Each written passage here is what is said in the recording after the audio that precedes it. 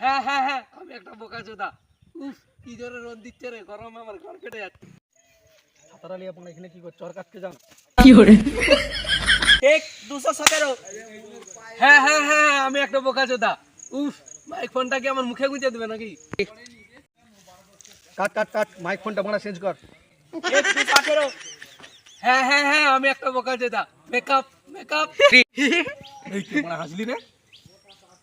তুই মানে হাসলি কেন বল? আমরা সবাই বুঝতে পারছি এত বড় ডায়লগটা মারা ও বুঝতে পারছে না।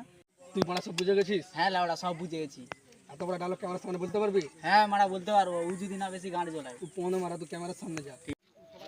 চল বাড়া।